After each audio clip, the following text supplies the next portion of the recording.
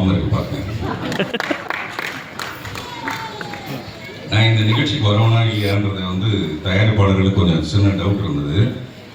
நான் வர வழியில் என்னுடைய கார் வந்து பஞ்சர் ஆகி ஒரு ஆட்டோ பிடிச்சி தான் இங்கே வந்து சேர்ந்தேன்.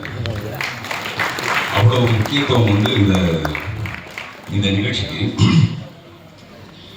முதல்ல இந்த பாம் படத்தை பற்றி என்ன பேசுறது அப்படின்னு ரொம்ப நேரம் யோசித்தேன். ட்ரைலர் பார்த்த உடனே இது எப்படி பேசுறது, என்ன பேசுனா அது சரியாக இருக்கும், அதில் என்ன பேசாமல் இருக்கணும், அது எவ்வளோ பூடகமாக பேசுறது அப்படின்னு தெரியல.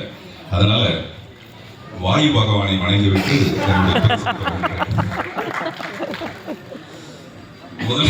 முதல்ல இந்த பாம்னு ஒரு டைட்டிலோட நான் நினைச்சேன் இது ஒரு பாம் கலாச்சாரம் சம்மந்தப்பட்டது போல இருக்கு அப்படின்னா. நான் கூட ஹவுஸ்ஃபுல்னு ஒரு படம் பண்ணியிருக்கேன். கோயம்புத்தூர் பாம் பிளாஸ்டை வச்சுட்டு ஹவுஸ்ஃபுல்னு ஒரு படம் பண்ணி தேசிய விருதுலாம் வாங்கியிருக்கேன். அந்த மாதிரியான ஒரு விஷயத்தை எடுத்துருப்பாங்களோ அப்படின்னு சொல்லிட்டு முதல்ல இந்த ட்ரெய்லரை பார்க்கறதுக்கு முன்னாடி இருந்தது. அப்புறம் இந்த மாதிரியான ஒரு டைட்டிலை செலக்ட் பண்ணணும்னா அந்த டைரக்டர் விஷால் வெங்கட் வந்து பெரிய குசும்பானா இருக்கணும்னு நினைக்கிறேன்.